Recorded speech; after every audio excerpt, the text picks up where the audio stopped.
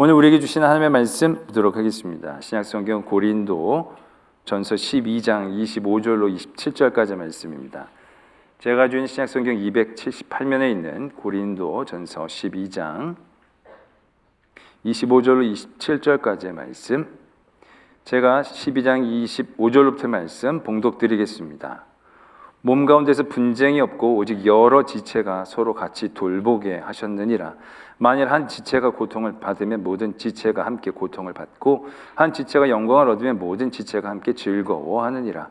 너희는 그리스도의 몸이요 지체의 각 부분이라. 아멘. 하나님의 말씀입니다.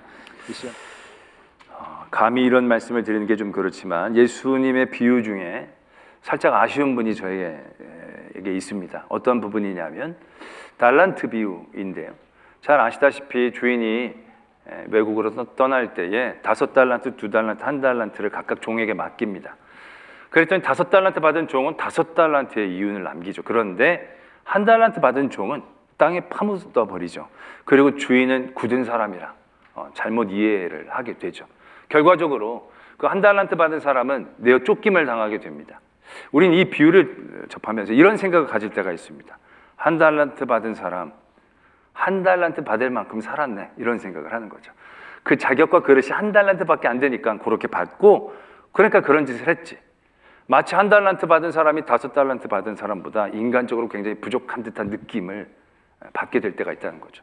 저는 이 비유를 살짝 바꿔서 1달란트 받은 사람이 땅에 파묻는 게 아니라 2달란트 받은 사람이 땅에 파묻었으면 좀 더 얘기가 잘 됐을 것 같은 생각이 든다는 거죠. 왜? 1달란트 받은 사람은 깜냥이 안 돼, 뭐 이런 게 아니라 1달란트 받아도 열심히 하면 되는 거야. 근데 2달란트 받았다고 교만하지만 땅에 파묻으면 네 쫓김을 당하는 거야. 뭐 이렇게 얘기가 더 잘 될 것 같은 거죠. 근데 뭔가 이 숫자라는 것이 우리의 삶에 영향을 미치는 걸 느끼는 거죠. 1달란트 받았으니까 그 사람 딱 거기까지. 예수님은 그런 수치로 얘기한 게 아닌데 누가복음에 보면 똑같은 비유를 10종에게 한 문화씩 나눠준 걸로 돼 있거든요. 예수님은 그 어떤 사람의 차이를 얘기하려고 하신 게 아닌데 우리들은 그 숫자에 매여서 마치 그 숫자가 사람의 격을 얘기하는 것처럼 이해를 하게 되는, 그러한 잘못된 이해를 하게 되어지니까 그 숫자가 좀 아쉽다라는 생각들을 하게 될 때가 있다는 거죠. 감히 오늘 말씀은 고린도 교회의 은사에 대한 말씀으로 시작을 합니다. 성령의 은사는 다양하다는 거죠. 방언, 예언, 병고침, 영을 분별하고 가르치고 여러 가지 성령의 많은 부요한 은사가 그 교회에 있었고 그 은사에 대한 얘기를 하고 계십니다. 근데 그런 은사에 대한 얘기를 쭉 하고 계시다가 갑자기 분위기가 바뀝니다. 몸과 지체에 대한 얘기를 하고 계시는 거죠. 우리는 그리스도의 한 몸이고 모든 사람들은 지체이다라는 거죠. 갖고 있는 여러 직위, 여러 가지 직책, 여러 가지 은사의 종류가 다르다 할지라도 우리의 몸처럼 눈, 코, 입, 손, 발, 그런 지체라는 거예요. 뭘 얘기하고 싶으시냐면 그런 가운데 누가 몸 가운데 이렇게 잘못된 이해를, 오류를 범하는 사람이 있겠느냐라는 비유를 들면서 어떤 비유를 듣느냐면 발이 혼자 자괴감을 갖는 거죠. 왜? 손은 몸하고 가까이 있고 나는 멀리 있고 나는 좀 많이 미천한가 봐. 근데 이런 생각을 발이 갖는다라고 누가 생각할 수 있겠냐는 거죠. 너는 얼굴에 팍 박혀 있고 나는 뭔가 얼굴이 떨어져 있어가지고 찬바람이 불면 눈은 이렇게 해서 이렇게 따뜻해지지만 난 이게 차가워가지고 맨날 우스꽝스러운 귀마개를 하지 않는 난 따뜻해지지도 않고, 아니 너는 좋겠다, 난 참 천하다, 이런 귀가 있겠냐는 거예요. 한 몸인데. 그렇잖아요. 또 눈이 발더러 나는 귀하고 너는 천하고 보지 않으면 넌 다닐 수도 없고 그러니까 너는 별로 중요하지 않고 나만 중요해 라고 얘기하면서 눈이 발을 없인 여기는 경우가 있겠냐라는 거죠. 우리는 생각하죠. 그런 몸이 어디 있냐고. 발이 손한테 열등감을 느끼고 눈이 발한테 우월감을 가지고 그런 몸이 어디 있냐. 우리는 다들 그렇게 생각을 하지요. 그런데 세상의 유혹은 묘하게도 그걸 그렇게 우열로 만들어내는 신비한 능력이 있는 걸 경험하게 된다는 거죠. 하나님은 전혀 그렇게 만드시지 않았고 그렇게 사용하지 않으셨는데 세상의 기준이나 가치관이 우리를 얼마나 하나님의 지체를 우와 열로 만들어내는 탁월한 능력이 있는지 우리는 심심치 않게 경험하게 된다는 거죠. 제가 어떤 기사를 봤는데 기사 제목이 이거예요. 너무 놀라지 마시고요. 신체 부위별 국제 암시장 장기 매매가, 이게 제목입니다. 신체 부위별 국제 암시장 장기 매매가 가격이 있더라고요. 제일 비싼 건 신장입니다. 신장 3억입니다. 그 다음에 간이 생각보다 쌉니다. 1억 7천. 심장은 더 싸요. 1억 3천. 그 다음부터는 굉장히 살만합니다. 소장이 280만 원, 안구가 170만 원, 심자 동맥이 170만 원, 쓸개가 137만 원, 치아 두개골이 135만 원, 두피가 68만 원, 손 아래에 있는 팔이 43만 원. 국내 시가는 요거보다 한 두세 배 정도 된다고 합니다. 이거는 국제 암시장 표준 매매가이고요. 국내 암시장에서는 더 좀 비싸다고 얘기합니다. 어떻습니까? 세상의 범죄가, 악이 말도 안 되는 짓을 저지르게 되죠. 근데 우리는 이 얘기를 들으면서 어떤 느낌을 받게 돼? 말도 안 돼. 어떻게 몸에 가격을 매길 수 있어? 라고 생각하지만 우리는 알게 모르게 지금 속으로 계산하고 계시지 않습니까? 신장 2개니까 난 일단 6억에다가 1억 7천, 1억 3천이니까 우리 내가 합치면 8억 정도, 9억 정도 훨씬 되네.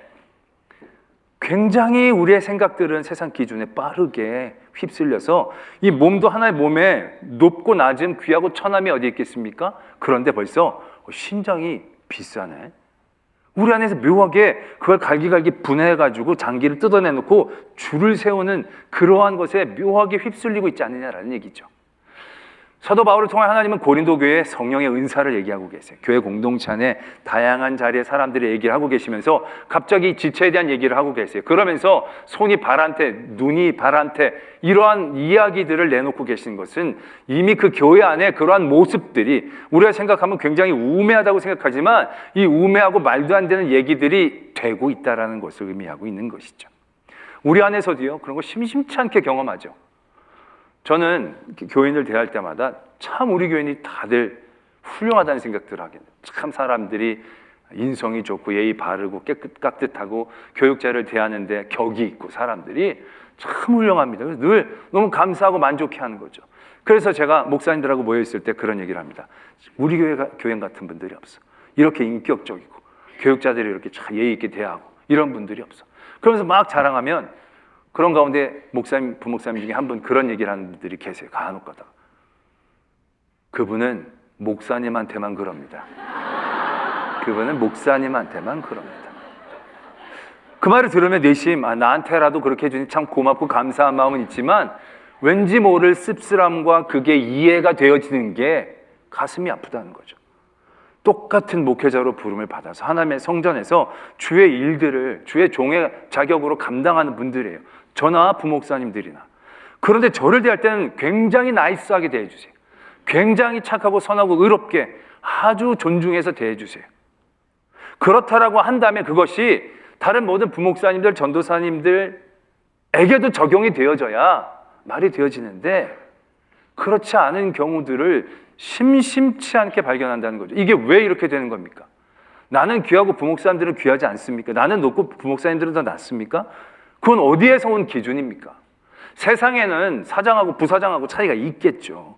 그러나 교회 공동체 안에서 하나님께서 세우신 그런 모든 자리에는 우와 열이 없어요. 눈이 있고 손이 있고 발이 있고 코가 있고 여러 가지의 모습들은 다 각자의 자리에서 하나님이 주신 귀한 뜻이 있는 건데 우리들은 그렇지 않잖아요.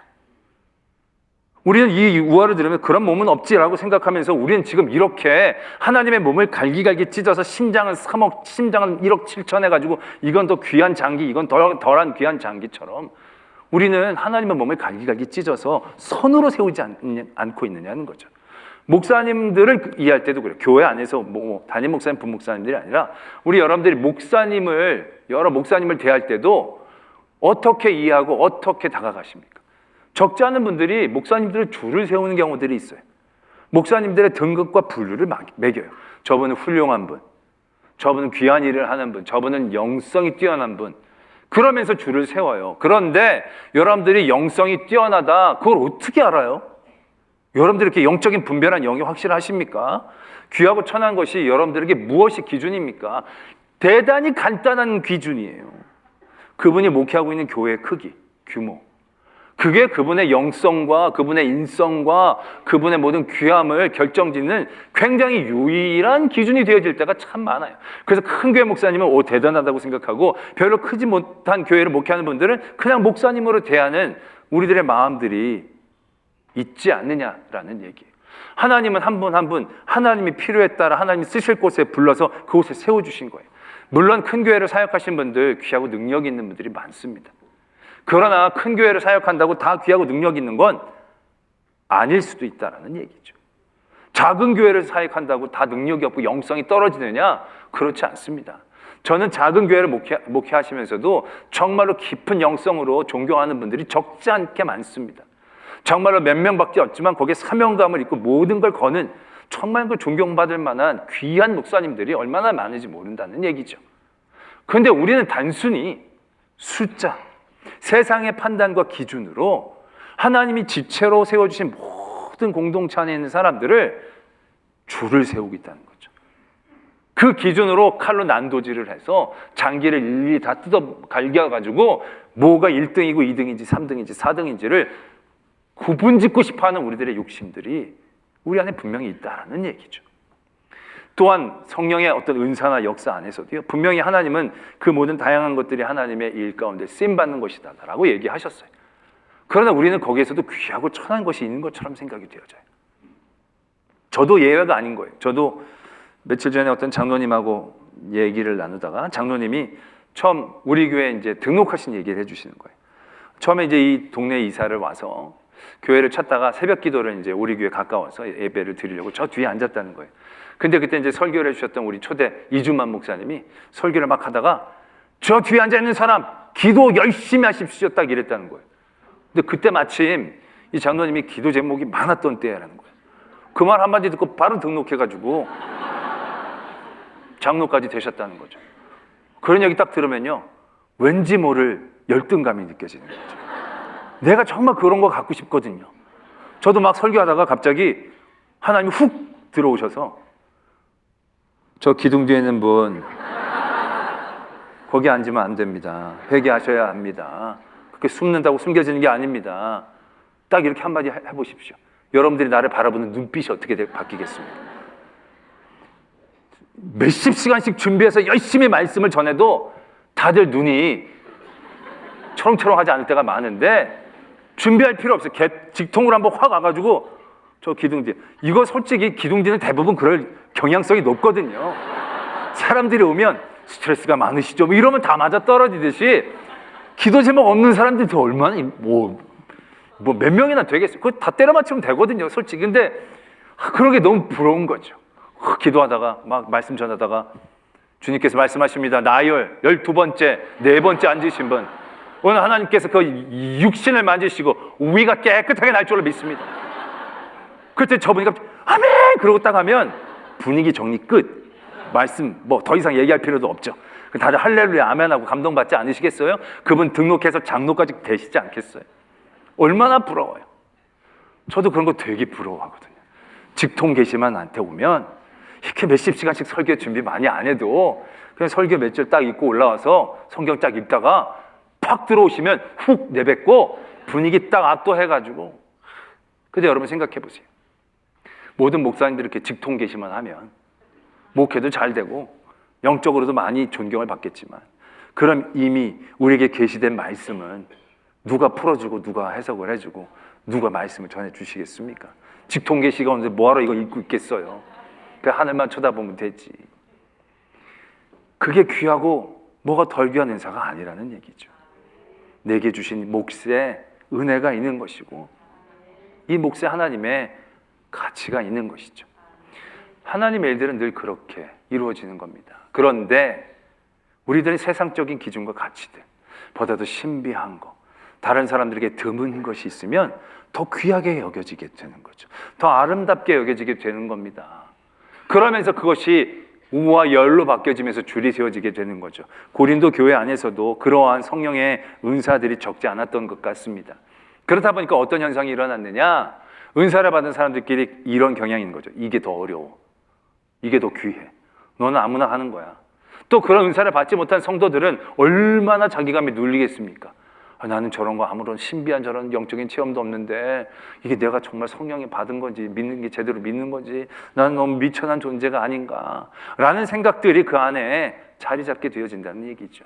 그래서 분명하게 이런 말씀을 주고 계신다는 거죠. 성령의 은사 다양한 거예요. 그런데 그리스도의 몸이고 각 지체예요. 손이고 발이고 눈이고 귀고 코지 뭔가 줄을 세울 수 있는 우와 열이 있게 되는 것이 아니다라는 것. 그렇게 생각되어지는 그 모든 것 안에 우린 여전히 아직 세상의 기준과 세상의 가치관에 물들어 있는 속됨과 어리석음을 갖고 있음을 깨달아야 한다는 것입니다.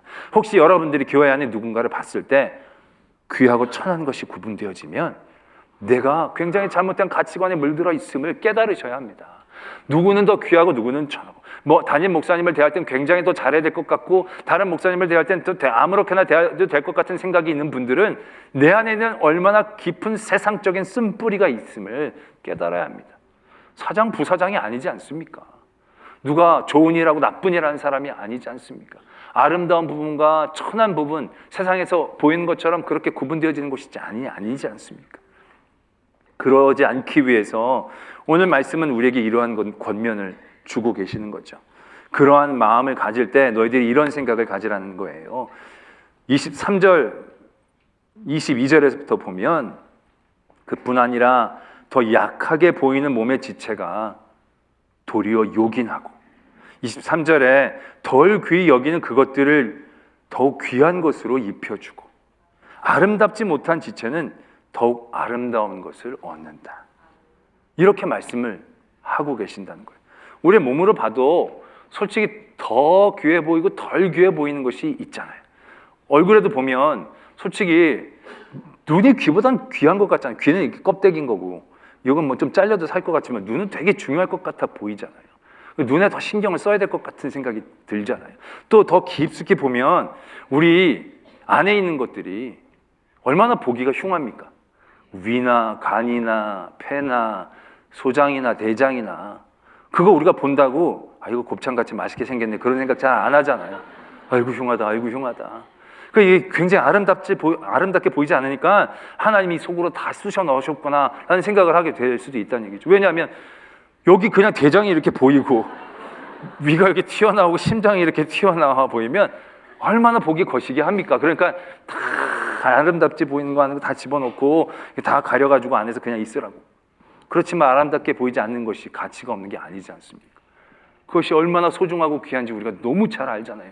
그게 징그럽게 보인다고 징그러운 겁니까? 아니요. 그 하나가 고장 났을 때 우리가 당하는 고통은 눈에 보이는 아름다운 것들이 당하는 고통에 비할 바가 안 되는 아주 심한 고통이라는 거죠. 그 안에 뭔가 덜 쓰임받고 더 쓰임받는 것이 있어 보이지만 그 하나하나가 굉장한 가치를 다 갖고 있는 것이지 않습니까?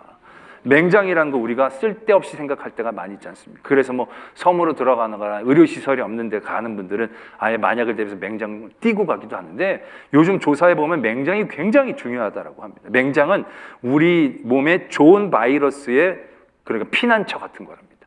그 대장 같은 소장 같은 거기에 붙어 있는데 설사가 나면 이게 모든 바이러스들이 깨끗하게 다 그냥 나간다는 거죠. 그러고 나면 바이러스가 없는 상태라는 거예요. 그럼 새롭게 뭘 만들어야 되는 쉽지 않은데 그때 좋은 바이러스들이 맹장 안에 들어가 있다는 거예요. 그러면서 다 나오면 그다음부터 맹장에서 그것이 나와서 빠르게 몸을 회복시켜 준다는 거예요. 그 맹장이 정말로 쓸데없는 게 아니라 굉장히 귀한 거라는 거죠. 근데 지금 맹장 없는 분 너무 실망하지 마십시오. 하나님이 또 다른 좋은 것들로 채워주실 줄 믿습니다. 뭐 없이 사는 사람들이 뭐 그것 말고도 많지 않습니까? 죽는 건 아니지만 그것이 그렇게 쓸모없는 게 아니라는 거예요. 그 많은 생물학자들이 이 진화적으로 맹장이 퇴화되는 동물들이 별로 없다는 거예요. 필요 없으면 퇴화되는데 퇴화되지 않는다는 것은 우리가 알지 못한 더 깊은 이유가 있다는 얘기죠. 왜? 하나님이 창조하신 거니까. 우리가 그런 모든 삶의 자리에서 하나님의 기준을 회복해야 그러한 모든 세상적인 기준과 가치관에 물들어서 우와 열로 생기지 않고 그 모든 일들이 하나님의 뜻을 바라볼 수 있는 진정한 지혜와 능력이 생겨진다는 것을 분명히 아셔야 한다는 것이죠. 때문에 우리의 모든 삶의 공동체 안에 있는 모든 분들에게 하나님의 의미를 부여해야 한다는 것입니다. 약한 분은 그냥 약한 게 아니에요. 아름답게 보이지 않는 분들은 아름답게 보이는 게 아니에요. 그냥 우리 눈에만 그렇게 보이는 거지.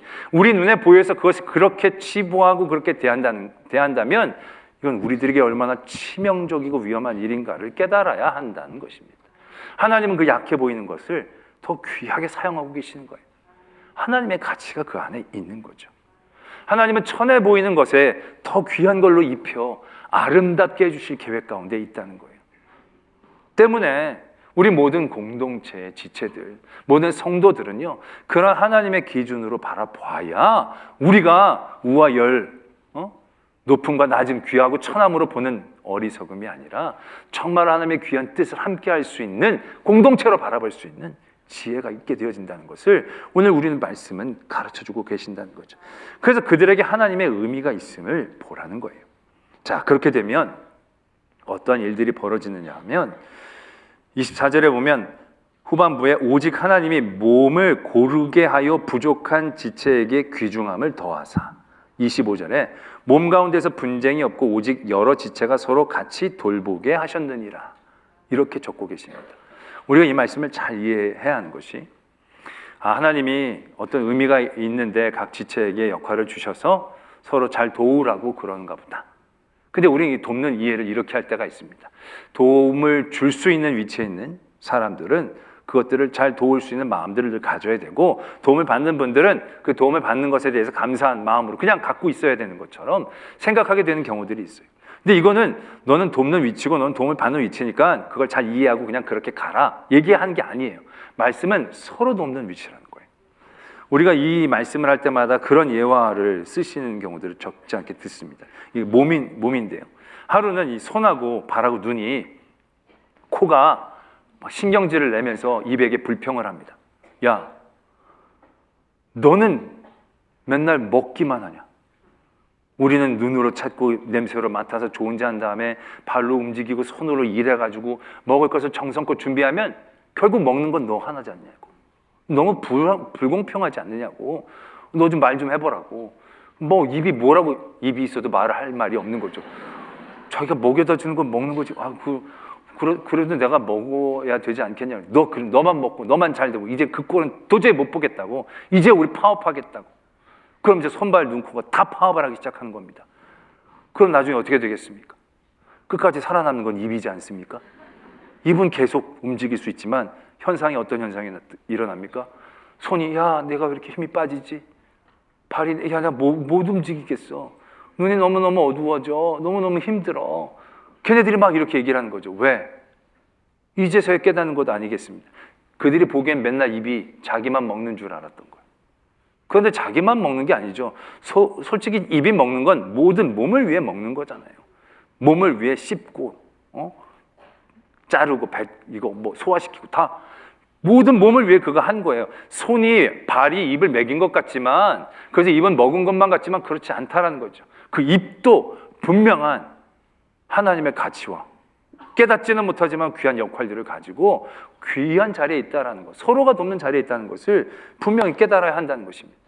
우리가 교회 공동체 안에 그런 생각을 가질 때가 있습니다. 저 사람은 없었으면, 저 사람은 빠졌으면, 저 사람은 안 나왔으면, 이런 생각을 할 때가 있습니다. 왜? 별로 우리 지체 가운데서 큰 도움이 되지 않는, 해만 끼칠 것 같은 그런 느낌을 받을 때가 적지 않이 있기 때문에 그렇다는 얘기죠. 그런데 어떤 교회에 목사님이 계셨는데 모든 교인들에게 존경을 받고 너무 훌륭하고 귀한 목사님이셔서 사랑받는 목사님이셨다는 거예요. 그런데 이 목사님에게 한 가지 연약한 부분이 있었는데, 연약한 부분이 뭐냐면 사모님이셨다는 거예요. 그 사모님이 좀 정신적으로 많이 열악하셨던 것 같아요. 그러면서 설교할 때도 가끔 소리치면서 저 목사 내려오라 그러라 막 그런 경우들이 있었다는 거예요. 그런데 이 사모님이 먼저 돌아가셨다는 거예요. 그 사모님 돌아가시고 난 다음에 성도들이 목사님을 위로하면서 속으로는 다 그런 생각을 하셨다는 거예요. 야, 이제 우리 목사님 날개를 달았다. 원래도 훌륭하신 목사님이 저기 늘 발목을 잡고 계신 사모님이 없으시니까 이제 얼마나 더 귀한 말씀과 사역을 해나가실까. 막 그런 기대감까지 가졌다는 얘기죠. 그런데 막상 사모님이 돌아가시고 나니까 목사님의 영성이 더 힘이 없어지기 시작한다는 거죠. 전보다 더 힘들어 보이신다는 거예요. 어려워 보이신다는 거예요. 교인들이 다들 의아하게 생각한 거예요. 근데 목사님이 이렇게 얘기하신 거예요. 다들 우리 사모님이 나를 발목을 잡고 힘들게 한다고 생각했지만 나는 우리 사모 때문에 정말 뜨겁게 기도했었다고. 우리 사모 때문에 하나님 앞에 간절히 매달렸다고. 나의 영성은 결국 그곳에서 나온 영성이었고 나의 열심은 결국 그것 때문에 내가 얻은 큰 복이었다고 라고 고백했다라는 얘기죠. 실화인지 아닌지 모르겠습니다. 근데 굉장히 의미 있다는 생각들을 해보게 됩니다.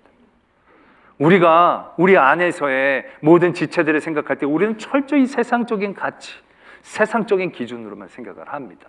그러나 오늘 말씀은 그 모든 존재, 모든 지체는 하나님의 뜻이 있다는 거죠. 하나님의 의미가 있고 하나님이 쓰실 그런 이유가 다 있다라는 것을 우리가 분명히 인정해야 한다는 것이죠. 그렇다라고 한다면 우리는 이 사람 매서 우리가 계속 도와줘야 돼 라고 생각할 사람이 아니다라는 겁니다. 물론 그의 삶이 늘 도움받아야 되는 삶이 될 수도 있겠지만 결국 그로 인하여 우리가 교회될 수 있는 힘을 얻을 수 있다는 거예요. 사도 바울이 그의 육체의 연약한 가시, 그의 연약한 약함을 얘기하잖아요. 그 약함은 없어지면 더 날개 달고 선교의 사역들을 더 잘할 수 있을 것 같이 모든 사람들이 생각했었던 거예요. 건강하면 얼마나 더 열심히 하셨겠어요. 그러나 결국 사도 바울은 그 육체의 가시를 통해서 뭘 깨닫습니까? 육체의 가시, 사탄의 자리라고 얘기까지 했지만 결국 그 자리를 통하여 하나님이 은혜가 내게도 온전해지는 것을 의미하는 거죠. 하나님의 가치로 생각해 보면 그것이 나에게 얼마나 소중한 것인가를 다시금 깨닫게 되어지는 것을 우린 분명히 아셔야 한다는 것입니다. 그렇게 될 때 누가 더 낫고 누가 더 못하고 하는 것이 없게 모두가 한 공동체, 지체로 이해가 되어지면서 품을 수 있는 지혜가 우리에게 있게 되어진다는 거죠. 그러고 나면 우리에게 놀라운 은혜가 생겨나게 됩니다. 그 은혜가 뭐냐면 26절에 이렇게 적혀져 있습니다.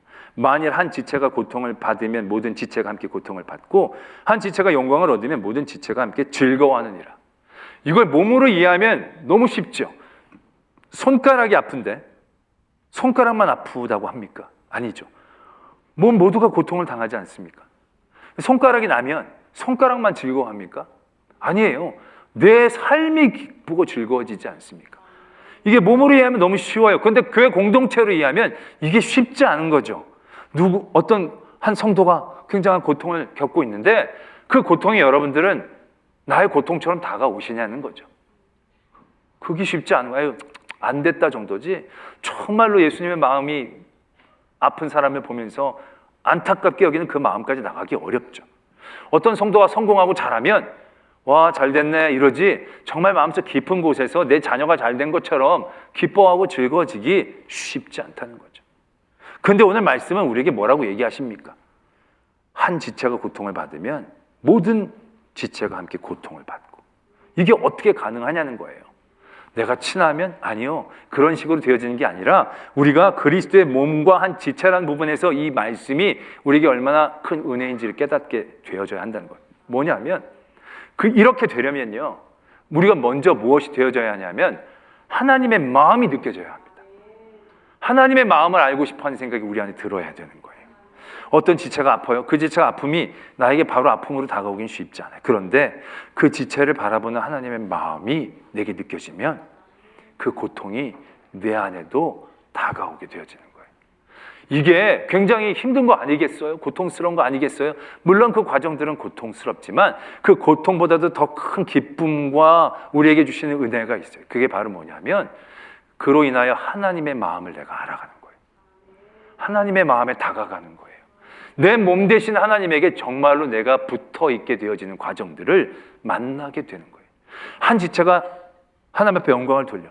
그러면 그 지체가 잘 되는 거 가지고 우리가 좋아하기 쉽지 않아요. 배가 아플 때가 더 많지. 그런데 그것을 통하여 하나님이 영광 받으시는데 그 하나님이 내 아버지니까 그 아버지가 기뻐하실 것들을 생각하면 내 안에 기뻐하게 되어진다면 내 삶이 얼마나 풍요로워지겠냐는 거예요. 믿음이란 결국 이러한 힘을 갖고 있는 걸 의미하거든요. 로마의 백부장이 예수님에게 다가가서 내 사랑하는 종 좀 낫게 해달라고 간청을 드립니다. 예수님이 그래 가자 그랬더니 이 백부장이 아니요 오실 필요 없습니다. 내게도 수하에 사람이 있어 가라면 가고 오라면 옵니다. 예수님은 그러시지 않으셔도 되시는 분입니다. 여기서 말씀만 해도 내 종이 나을 줄을 믿습니다. 이렇게 얘기를 하죠. 그때 예수님이 그 백부장에게 이렇게 얘기합니다. 이만한 믿음을 내가 보지를 못했다. 이스라엘에서. 그 사람의 믿음의 핵심이 뭡니까? 사람들은 자기 종이 아파서 낫게 해달라 그러면 이제 예수님이 가서 빨리 손에 이게 머리에 손 얹고 기도하시면 낫고 그러면 내 살아간 종이 자기 일들만 생각하는데 이 백부장은 예수님을 생각하는 거예요. 예수님께 부탁하고 예수님이 어떤 분인데 예수님은 능력이 많, 예수님은 이렇게 하셔도 하실 수 있는 분, 그 예수님에 대한 생각으로 그 안에 마음에 품는 거죠. 그때 충분히 하실 수 있는 것 같은 신뢰가 생기는 거죠. 예수님의 마음을 알아가고 예수님의 마음을 다가가려고 했던 백부장의 모습, 예수님은 그걸 믿음이라고 칭찬하셨다는 거예요. 우리 안에 하나님의 마음을 느낀다는 건요, 놀라운 능력입니다. 복입니다. 지혜입니다. 우리는 하나님의 마음을 알려고 하지 잘 않지 않습니까? 내 상황과 형편만 보고 울고 웃지. 하나님의 마음을 바라보면 하나님도 같이 아파하시겠지. 하나님이 즐거워하시겠지. 오늘 성령의 은사 가운데 정말로 성령의 은사를 통하여 우리가 얻게 될 놀라운 축복의 핵심은 바로 이것이다라는 얘기죠. 내가 방언하라고 예언하라고 누구를 고쳐서 사람들에게 각광을 받는 게 아니라 내가 방언을 함으로 하나님의 마음을 알아가고 내가 예언을 하면 하나님의 뜻을 알아가고 누구를 치유하며 그를 고통스러워 여기는 하나님의 불쌍한 마음을 알아가고 하나님의 마음을 알아가는 게 우리의 풍요라는 겁니다. 우리의 진정한 능력이다라는 것입니다. 우리의 자리가 여기에까지 나가야 한다는 것입니다. 오늘 우리의 주어진 많은 지체들을 바라보면서 세상의 기준으로 우와 열을 귀함과 천함을 나누지 마시기를 바랍니다. 그 기준을 철저히 버리시고 하나님이 매기시는 눈으로 그들을 바라보면서 그들을 바라볼 때 하나님의 마음을 같이 느끼기를 바랍니다. 그러할 때 그것이 예언은 못한다 할지라도 방언은 못한다 할지라도 치유는 못한다 할지라도 하나님의 마음을 알게 되어지는 풍성한 성령의 은사와 역사가 되어질 줄로 믿습니다. 기도하겠습니다. 오늘 말씀을 생각하시면서 하나님, 나에게 이러한 은사를 주시옵소서. 사람들에게 뽐내고 자랑할 만한 것이 아니라 하나님의 마음을 알게 해 주시옵소서. 하나님이 보는 걸 보게 하시고 하나님이 아파하시는 것에 함께 아파하고 하나님이 기뻐하시는 것에 함께 기뻐할 수 있는 성령의 감동의 이 마음이 가득 찬 하나님의 사람 되게 해 주시옵소서. 이러한 기도의 제목으로 하나님 앞에 나가겠습니다. 하나님 아버지, 오늘도 우리를 붙잡아 주시고 지켜주심을 감사합니다. 하나님 아버지, 역사해 주시옵소서. 사람의 생각과 기준이 아닌 세상의 가치와 판단이 온전히 하나님 앞에 주의 사랑 깨닫게 해 주시옵소서.